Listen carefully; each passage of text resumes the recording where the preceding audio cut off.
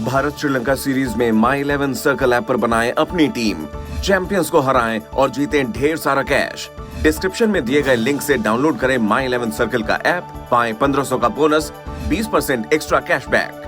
नमस्कार, आप देख रहे हैं हमारी ये खास पेशकश और मैं हूं राजीव मिश्रा। साल 2012 याद कीजिए, लंदन ओलंपिक्स याद कीजिए, जब पहली बार भारतीय दल ने सबसे ज्यादा मेडल जीते थे ओलंपिक हिस्ट्री में। और उसी इतिहास रचने वाली टीम में से एक बेहद खास मेहमान हमारे साथ हैं। गगन नारंग हमारे साथ हैं, जो अर्जुन कहे जाते थे अपने टाइम पे। सीधे चिड़िया की आंख में निशाना लगाते थे और उन्होंने कई मेडल्स, कई बार तिरंगे को आसमान की तरफ जाते देखा। उनकी वजह से हम सब ने बहुत गर्व महसूस किया। गगन भाई से बहुत लंबे समय के बाद मेरी बातचीत हो रही है। जब वो ओलंपिक्स में मेडल जीत के आए थे तो उनके साथ एक बहुत जबरदस्त हम सब ने एक इंटरव्यू किया था।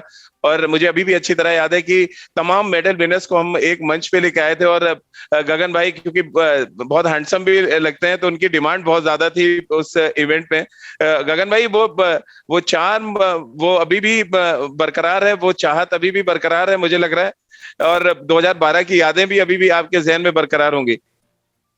वेल, आई थिंक 2012 को मुझे तो खैर याद रहेगा, बट हमें भूल जाना चाहिए क्योंकि देश और हमारे खिलाड़ी जो हैं काफी हद तक आगे बढ़ चुके हैं, प्रोग्रेस कर चुके हैं। ऐसी ऐसी चीजें देखने को मिले हैं जो कभी हम इमेजिन भी नहीं कर पाते थे। तो इस प्रकार का सपोर्ट और जो एफर्ट सरकार और फेडरेशन जो सब लगा रहे हैं, तो हम काफी आगे बढ़ चुके हैं 2012 से। 2016 में हम इतना अच्छा नहीं कर पाए, बट 2020 2021 जो है हमारे लिए आई थिंक आशाओं से भरा हुआ एक साल रहेगा। और हम आशा करते हैं कि हम सबकी आशाओं पे खरा उतरेंगे। गगन भाई, 2012 इसलिए सबको याद है कि सबसे ज्यादा मेडल हमने जीते। 2016 में गिनती 2 पे आ गई। अगर हम 12 की बात करें तो हम 6 मेडल जीते थे। 2016 में फिर 2 पे आ गए, अब 2021 में आ गए। इसमें आगे और डिटेल में बातचीत करें, लेकिन उससे पहले ये जो कोरोना संकट आया गगन भाई, बीइंग अ स्पोर्ट्समैन, क्योंकि आप भी रेंज पे जाते रहते हैं, कितना मुश्किल समय था आपके लिए, उन शूटर्स के लिए जो प्रिपेयर कर रहे थे। एक साल जरूर ज्यादा मिल गया, हम कह सकते हैं पॉजिटिव नोट पे कि एक साल एक्स्ट्रा मिल गया ओलंपिक की तैयारी के लिए, लेकिन एक्चुअली मेंटली आपके लिए कितना टफ था रेंज से दूर रहना, घर में रहना, और मतलब आप चाह के भी प्रिपेयर नहीं कर सकते हैं बड़े इवेंट्स के लिए।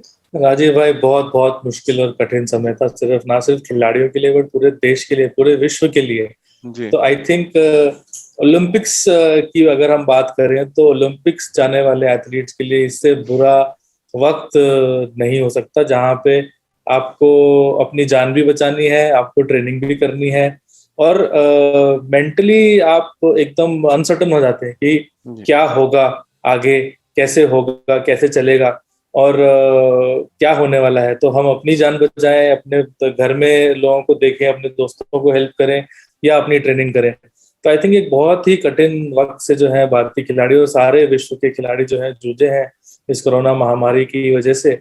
और जिसकी वजह से एक तरीके से एक ट्रेनिंग फॉर्म में जब कोरोना हुआ था तो मैंने कहा था कि हम लोगों को अपनी जो क्लॉक है उसको रीसेट करना पड़ेगा, क्योंकि लेकिन ये एडवांटेज भी रहा है, कहीं हद तक डिसएडवांटेज भी रहा है। तो जो उस टाइम पे पीक प्लान कर रहे थे उन सबको रीसेट बटन दबाना पड़ा अपनी ट्रेनिंग के ऊपर। जो क्वालिफाई नहीं हुए थे उनको मौका मिल गया कि अरे एक और थोड़ा सा चांस है क्वालिफाई करने का।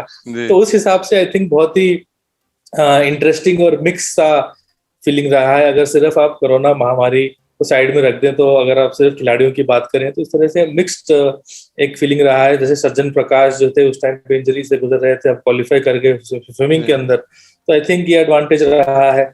हमारे शूटर्स जो थे वो पीक फॉर्म में चल रहे थे उस टाइम पे, तो उस टाइम पे अगर ओलंपिक्स हो जाती तो रिजल्ट काफी प्रिडिक्टेबल था, बट अभी उनको रीसेट बटन दबाना पड़ा है, रीस्ट्रेटेजाइज करना पड़ा है, एक साल और एक्सटेंड हो गया है। तो एनीवेज, तो ये सब सारी चीजें थी, बट अब टोक्यो जो है वो हमारे सर के ऊपर है। तो अब हम कुछ नया नहीं कर सकते जो हमने इतने सालों में नहीं सीखा है, कुछ नया नहीं सीख सकते। तो अब बस मैं बहुत अपने बच्चों को जो ट्रेनिंग करते हैं उनको कहता हूँ कि एक एथलीट जो होता है, एक वो खान में से निकला हुआ, खदान में से निकला हुआ एक हीरे की तरह होता है जो अनकट अनफिनिश्ड होता है, और कोच और सिस्टम जो है उसको पॉलिश करके फिनिश करके एग्जीबिशन के लिए ले। तो ओलंपिक्स वो एग्जीबिशन है हमारे लिए जहाँ पे हमें जाना है और शाइन करना है। गगन भाई, लेकिन इस एग्जीबिशन की बात कर रहे हैं जो हर 4 साल के बाद आता है, ये 5 साल के बाद आया। साइकोलॉजिकली बीइंग, क्योंकि आप ओलंपिक में, आपके पास एक्सपीरियंस है ओलंपिक में जाने का, इतना बड़े महाकुंभ होता है खेल का जहां पे आप जाते हो और पैर रखते ही वो प्रेशर चालू हो जाता है। क्योंकि इंडिया में ओलंपिक में अगर मैं गिनती करने जाऊं इंडिविजुअल मेडल्स की, तो शायद 14 लोग हैं जिन्होंने मेडल जीते हैं। तो वो जो प्रेशर लेके आप लोग, मतलब हम बीइंग एथलीट आप सब जाते हैं, इस बार एक एक्स्ट्रा प्रेशर है कि आपको कोरोना से भी बचना है, क्योंकि हम देख रहे हैं अभी टोक्यो से खबरें आना शुरू हो गई कि वहां पे कोरोना खेलगांव में पहुंच गया है। ये साइकोलॉजिकल आपको लगता है खिलाड़ियों को हर्ट करेगा, या आप फोकस रहेंगे एकदम जैसे आप लोग फोकस थे कि बिल्कुल निशाने पे जानी चाहिए, जो निशाना है आपका वो, क्योंकि शूटर ज्यादा बेहतर तरीके से बता सकता है क्योंकि उसका कंसंट्रेशन लेवल जो है बाकी लोगों से बहुत अलग होता है। शूटर ही नहीं, आई थिंक जो कंडीशन है वो पूरे विश्व के खिलाड़ियों के लिए एक जैसी है। एथलीट्स विलेज में जिस तरीके की प्रिकॉशंस उन्होंने ली है, वो प्रिकॉशंस तो शायद किसी स्टेट ने या किसी सरकार ने भी ना ली है। तो उस लेवल की प्रिकॉशंस जो है एथलीट्स को बचाने के लिए वहां पे करी गई हैं। और वेल इन एडवांस जो है एक एथलीट्स प्लेबुक लॉन्च करी गई थी, जिसकी वजह से सारे एथलीट्स को पता था कि उसके रोल्स एंड रिस्पॉन्सिबिलिटीज क्या हैं, कितने बारी आपको आरटीपीसीआर कराना है, वहां पे उनका आरटीपीसीआर रोज होगा। और अगर आप पॉजिटिव आते हैं खुदा ना खास्ता, और आप तो आपके 4 संबंधी लोग भी उसमें क्वारंटीन हो जाते हैं, तो सभी को पता है कि कितना केयरफुल रहना है। और ये सब उन्होंने मेंटली विजुअली रिहर्स किया हुआ है। एंड आई थिंक इस बात का उन्हें काफी ध्यान है और इल्म भी है कि हमें अपने आप को बचाते हुए परफॉर्मेंस देनी है। तो जहां तक सुविधाओं, अगर आप ओलंपिक्स की फोटोज देखें तो काफी ओलंपिक्स जैसा माहौल नहीं लग रहा है विलेज में। तो एकदम सूनी सड़कें हैं, ओलंपिक्स की डाइनिंग हॉल के बीच में पार्टीशन लगे हुए हैं, खुद ही आपको खाना लेना है, खुद ही अपना एरिया क्लीन करना है और खाना है, और आप अपने जिम्मेदार खुद हैं। तो ऐसा हर ओलंपिक्स में होता है कि आपको अपनी जिम्मेदारी खुद लेनी होती है। प्रयास और प्रयत्न काफी करे गए हैं। आई होप कि हम अच्छा कर पाए और बचे रहें, पर थोड़ा सा एक प्रेशर तो रहता है दिमाग में कि अरे बचना भी है और परफॉर्म भी करना है। परफॉर्म भी करना है। गगन भाई, शूटर्स की अगर हम बात करें, 15 शूटर्स जा रहे हैं इस बार ओलंपिक्स में। एक तो शूटर्स की प्रिपरेशन के बारे में कुछ बताएं, जो हमारे व्यूवर्स हैं, जो श्रोता हैं, वो जानना चाहते हैं। क्योंकि ओलंपियन आपको ज्यादा बेहतर तरीके से आप एक्सप्लेन कर सकते हैं। और उनमें से कुछ, क्योंकि शूटिंग मुझे लग रहा है क्रिकेट के बाद कोई बड़ा ग्लैमरस गेम इंडिया में है जहां पे बहुत रोल मॉडल्स आए, तो वो शूटिंग था। राज्यवर्धन राठौर आए, फिर आप लोग का एक पूरा बैच आया जहाँ पे विजय भाई थे, गगन भाई आप थे। कैसे आप देखते हैं शूटिंग का जो ग्लैमर है? लोग बड़ी उम्मीदें कर रहे हैं कि हमारे शूटर्स इस बार अच्छा करें। राजीव भाई, हाँ, जी जी जी जी आप पूरी करें बात। तो राजीव जी, ऐसा है कि 15 खिलाड़ी शूटिंग से एक अपने आप में ही ऐतिहासिक पार्टिसिपेशन है। खिलाड़ी को एक तो क्वालिफाई नहीं हुए और एक इतने लेवल पे क्वालिफाई नहीं हुए। अगर आप उन सब खिलाड़ियों का बायोडाटा निकालें और देखें तो कहीं ना कहीं किसी न किसी ने बड़े लेवल का कंपटीशन खेला हुआ है, बड़े लेवल का मेडल जीता हुआ है, और world number 1, world number 2, world number 3 रहे हैं।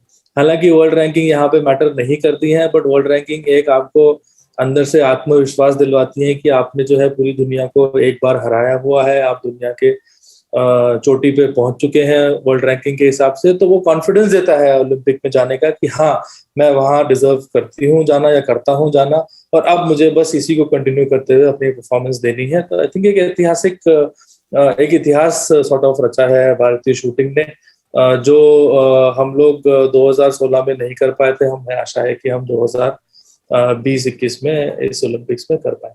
गगन भाई, सौरभ चौधरी जो हमारे बहुत यंग शूटर हैं, उनका नाम जो है ऑल टाइम ग्रेट ओलंपिक जो एक लिस्ट आई थी टाइम्स मैगजीन की, उसमें उनमें उनका नाम था। और ये मेरी निगाह में तो बड़ा अचीवमेंट है एक शूटर का नाम आना, भारतीय शूटर का। ओलंपिक हिस्ट्री के 50 जो एथलीट चुने गए। फर्क ये है कि वो पिस्टल इवेंट में, शायद आप राइफल इवेंट में थे, लेकिन रेंज बराबर है। और उस रेंज से वहां तक पहुंचना कैसे आप देखते हैं? ये अचीवमेंट के तौर पे इसको आप देखते हैं, या एक जो ग्लैमर जुड़ा हुआ शूटिंग से वो? टाइम्स में ये आई थी कि watch out for these athletes. तो जी जी जी कि भाई इन एथलीट्स के ऊपर आपकी नजरें होनी चाहिए। तो जहां तक मेरा मानना है, आई थिंक सारे एथलीट्स वहां कोई हारने नहीं जाता है, सारे ही जीतने जाते हैं। तो उस दिन पे निर्भर करता है कि आप कैसे थे। ऐसी ही हमने जीतू राय के बारे में सुना था जब 2016 में गए थे। तो 10 metre air pistol event, Rajesh ji मैं आपको बताऊं कि कितना मुश्किल होता है। राइफल में जो आपका हाथ जिससे आप ट्रिगर दबा रहे होते हैं और जिससे आप स्टेबिलिटी दे रहे होते हैं वो दोनों अलग हैं।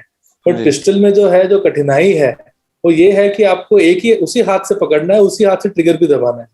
तो बेसिकली 500 ग्राम का जो ट्रिगर का वेट होता है जो आपको दबाना होता है, और आप उस हाथ से अगर आप उसको ज्यादा टाइट करें तो ये उंगली चल नहीं पाती ठीक से स्मूथली, अगर लूज पड़े तो वाइब्रेशन आता है। तो ये कोऑर्डिनेशन होना बहुत जरूरी है। तो 10 मीटर दूर मैं आपको बताऊं, आपके टी शर्ट पे जो बटन लगा हुआ है उससे भी छोटा टारगेट होता है जो आपको मारना पड़ता है।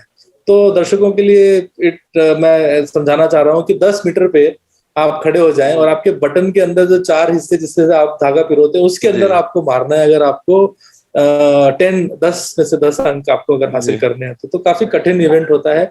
बट सौरभ अगर आप देखें एज ए खिलाड़ी बहुत ही शांत खिलाड़ी हैं, काफी उन्होंने अभ्यास और प्रयास किया है। वो अभी जो है, पहले अमित शेरन उनके कोच हुआ करते थे, अब समरेश जंग उनको जंग में ले जा रहे हैं उनके साथ।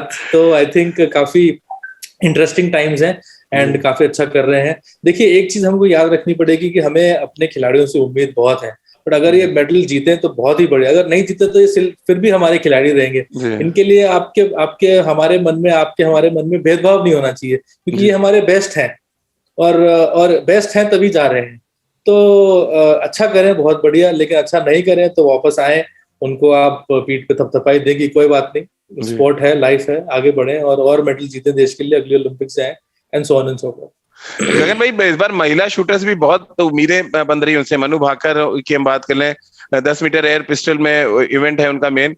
अंजुम मुदगल एक और नाम है, तेजस्विनी जहां तक मैं याद कर पा रहा हूँ, क्योंकि क्रिकेट इतना दिमाग में रहता है कि नाम याद करना पड़ता है। और ये कन्फेस करने में मुझे लग रहा है गगन भाई कोई बुराई भी नहीं है, क्योंकि आप लोग बी का एक्सपर्ट, हम तो खाली सवाल पूछ सकते हैं। कैसे इन महिला शूटर्स से कैसी उम्मीदें रख रहे हैं? देखिए मनु भाकर आई थिंक भारत की पहली महिला होंगी जो 3 इवेंट में भाग लेंगी। इससे पहले 3 इवेंट में भाग लेने वाले जो गगन भाई कॉमनवेल्थ में तो आपने भी लिया था 4 इवेंट में, वो मुझे याद है। ही हूँ तो आपके साथ ही बैठा हूँ, लेकिन वो पुरुषों की कैटेगरी में। बट आई थिंक महिलाओं में आई थिंक एक सॉर्ट ऑफ इतिहास रचा है, उन्होंने 3 इवेंट में भाग लेंगी। आई थिंक बहुत ही टैलेंटेड और अच्छी शूटर है, काफी एक्सपीरियंस है उनको। और अब जो है रौनक पंडित जी के साथ कोच करेंगी, पहले वो जसपाल राणा जी के साथ थी। And now very crucial time for her, very talented and lot of potential. जहां तक कि आप तेजस्विनी सावंत की बात करें, 41 ईयर्स ओल्ड, सोचिए कितना तजुर्बा है उनको। और 41 ईयर्स ओल्ड में भी विदाउट एनी एज बैरियर, जो मैं कह सकता हूँ बाकी स्पोर्ट्स में शायद हो, वो शूटिंग में बिल्कुल नहीं है। और उनकी पहली ओलंपिक्स, काफी एक्सपीरियंस शूटर रह चुकी हैं, वर्ल्ड चैंपियन रह चुकी हैं प्रोन इवेंट की, जो 3P के इवेंट, 3 पोजीशन इवेंट में भी वो भाग ले रही है। 3 पोजीशन इवेंट 120 शॉट का इवेंट होता है, जिसमें आपको लेट के और नीलिंग पोजीशन में और स्टैंडिंग पोजीशन में चलाना पड़ता है। सबसे मैं कहूँगा एक मैराथन इवेंट माना जाता है शूटिंग स्पोर्ट में, काफी कठिन इवेंट है। इसमें आपको विंड का भी सामना करना पड़ता है। तो शूटिंग तो आपको एक्यूरेटली चलानी है, बट अगर विंड कंडीशंस भी हैं उसके अंदर, तो विंड से भी आपको जूझते हुए अपना निशाना लगाना पड़ता है। तो काफी यंग टीम भी है और एक्सपीरियंस टीम भी है, और यही इस टीम की खूबी है कि experience with dynamism and youth is in this team. Gagan भाई, क्योंकि हमारे शो का नाम मेडल मेमोरीज है, जो लोग मेडल जीते हैं हम उनसे बातचीत कर रहे हैं। अब क्योंकि आपने शूटिंग की बात चल रही है, क्या आपको 2012 जैसी टीम कुछ लग रही है? 2021 में जो ये शूटिंग टीम जा रही है, वहां पर भी हमने हमारे शूटर से बहुत मेडल जीते थे, हमें बहुत गर्व करने का मौका दिया था। क्या कुछ वैसे ही कॉम्बिनेशन आपको लग रहा है? well, देखिए अगर आप सिर्फ प्योर स्टैटिस्टिक्स के हिसाब से जाएं और चाइना को इक्वेशन से बाहर रखें, क्योंकि चाइना को हमने पिछले 2 साल में देखा नहीं है, तो सारे टॉप मेडल्स भारतीय निशानेबाजों ने जीते हुए हैं। अब ओलंपिक्स का प्रेशर देखिए, अलग ही प्रेशर होता है, सबको प्रेशर होता है। ऐसा तो है नहीं कि कोई भी बोले कि नहीं मेरे को कोई प्रेशर नहीं है, वो झूठ बात है। प्रेशर होता है, बट प्रेशर को चैनलाइज करना एक अलग ही चीज है। तो जो ओलंपिक में उस प्रेशर को झेल सकता है, उसको एनर्जी और पॉजिटिविटी में और अपनी टेक्निक और नॉलेज में फोकस कर सकता है, वही आगे जाके विनर निकलता है। तो आई थिंक आपने 2012 से कंपेयर किया, 2012 से नहीं कंपेयर करना चाहिए हमको, क्योंकि वो 7 साल पुरानी 9 साल पुरानी बात है। बट 9 साल में देश भी प्रोग्रेस किया है, हमारे सिस्टम भी प्रोग्रेस किया है, टेक्नोलॉजी भी प्रोग्रेस करी है और हमारी मेहनत भी आगे जाके काफी बेटर हुई, एक्सपीरियंस भी आया है पूरी टीम को टॉप इवेंट हैंडल करने का। पहले जो है हम पार्टिसिपेशन या फाइनल के लिए जाते थे, हमारी जनरेशन जो है ने उसने 3-4 मेडल जीते। अब आने वाली जनरेशन जो है उसको मेडल नहीं जीतने, उसको सिर्फ गोल्ड मेडल जीतने। तो इस हिसाब से जो है इनका जोश और इनकी हिम्मत की हमें दाद देनी चाहिए और मुझे पूरा भरोसा है कि जिस तरीके से भारत सरकार इस बारी पीछे लगी है, चाहे वो खेलो इंडिया हो, चाहे वो फिट इंडिया क्यों ना हो, चाहे वो टारगेट ओलंपिक पोडियम स्कीम क्यों ना हो। और सोचिए प्रधानमंत्री जी ने जो है पहली बार जो है सारे जाने वाले टोक्यो एथलीट से बात करी, उनका मनोबल बढ़ाया। तो आई थिंक ये चीज पहले कभी देखने को नहीं मिली। और जो कोऑर्डिनेशन नेशनल स्पोर्ट्स फेडरेशन से हुआ है कि भाई टीम भेजिए, क्या चाहिए बताइए, चाहे वो फिजियो हो, चाहे वो मस्योर हो, चाहे वो सपोर्ट स्टाफ हो, तो ये कोऑर्डिनेशन भी अनप्रेसिडेंटेड रहा है। तो मेरी ये आशा है कि ना ही सिर्फ शूटिंग बट सारे स्पोर्ट्स के परफॉर्मेंसेस भी हमारे फेवर में अनप्रेसिडेंटेड। गगन भाई, विजेंदर से मेरी बात हो रही थी और विजेंदर से मैंने ये सवाल पूछा था, मैं आपसे भी आपकी राय जानना चाहता हूँ। बड़े दिनों से एक आवाज उठ रही है कि एक नेशन एक अवार्ड की घोषणा होनी चाहिए। हरियाणा कहता है हम 5 करोड़ देंगे, यूपी कहता है हम 2 करोड़ देंगे, महाराष्ट्र कहता है हम 50 लाख देंगे। ये आपको लग रहा है जो मेडल जीत रहा हो तो देश के लिए जीत रहा है, तो एक अवार्ड होना चाहिए, या आपको लग रहा है ठीक है अलग अलग स्टेट दे रहे हैं, सम्मान दे रहे हैं, कोई फर्क नहीं पड़ता उससे? देखिए, एक एथलीट की जर्नी जो होती है ना राजीव जी, वो बहुत कठिनाइयों से गुजरती है। उसको सपोर्ट और अवार्ड तभी मिलता है जब वो कुछ अचीव कर लेता है, ठीक है। उसको जब उसने स्टार्ट किया हुआ होता है तो किसी को कोई सपोर्ट और अवार्ड नहीं मिलता। तो वो तो देखो, मेरे पास मेरी एकेडमी में इतने माता पिता आते हैं जिन्होंने अपने घर गिरवी रखे। मैंने खुद अपना घर बेच के मैंने अपनी बंदूक खरीदी। तो ये तो देखो लक वाली बात होती है कि आपका लड़का आगे निकल गया, बट अगर नहीं निकल पाया तो वो सारा सिस्टम तो आपको पैट ऑन द बैक तो नहीं करता ना। तो एक एथलीट के लिए जितना आप अवार्ड दो उतना कम है। वो अब उस अवार्ड से अपनी अपनी निजी जिंदगी को उधारेगा, उसके बाद अगर और पैसा बचेगा तो अकेडमी में लगाएगा या स्पोर्ट को प्रमोट करेगा। तो आई थिंक ये अवार्ड जितने आए उतना कम है हमारे एथलीट के लिए, क्योंकि हमारे देश में हीरोज बहुत कम है। हमें हीरोज और चाहिए, हमें इनको पिनिकल टॉप लेवल सम्मान देना चाहिए, ताकि जो है और लोग प्रोत्साहित हो, प्रेरित हो और स्पोर्ट में आगे बढ़े। बहुत बहुत शुक्रिया गगन भाई आपका हमारे साथ जुड़ने के लिए, और हम चाहेंगे कि आपके एक दिन शूटिंग रेंज आने का हमें भी मौका मिले, एक अच्छी सी डॉक्यूमेंट्री वहां बनाई जाए आपके साथ, आपके बच्चों के साथ, और वो देश तक के कोने कोने तक पहुंचा पाए। क्योंकि जो मोटिव लेके आप काम कर रहे हैं, देश को आप इतने शूटर्स दे रहे हैं, वो एक बहुत बड़ा जज्बा है। और मुझे लग रहा है कि ऐसे बहुत कम खिलाड़ी हैं जिन्होंने इस तरह का एक सेंटर खोला है जहां से 6 ओलंपियंस मिले हमें, और इस बार वो एक बड़ी तस्वीर हम देख पाएंगे। बहुत दिनों से मैं गगन भाई के पीछे भाग रहा था कि वो इंटरव्यू हम कर पाए उनसे, तो आज गगन भाई ने समय दिया। बहुत बहुत शुक्रिया गगन भाई, और एक वादा आपसे जरूर चाहिए कि हमारे पास शूटिंग का मेडल आता है तो आप जरूर समय निकालेंगे, हमारे साथ बातचीत करेंगे। और जरूर राजीव जी, मैं आपको भी तहे दिल से शुक्रिया करना चाहता हूँ। आप बहुत ही मैं कहता हूँ कि अपनी इंडस्ट्री में बड़े भाई के एक रोल मॉडल की तरह आप खुद हैं, और इतना संघर्ष और प्रयास, आपकी भी जर्नी जो है वो काफी कठिनाइयों से गुजरी है।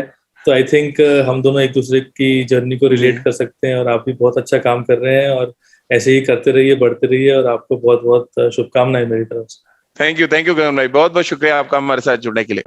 भारत श्रीलंका सीरीज में My11 सर्कल ऐप पर बनाएं अपनी टीम, चैंपियंस को हराएं और जीतें ढेर सारा कैश।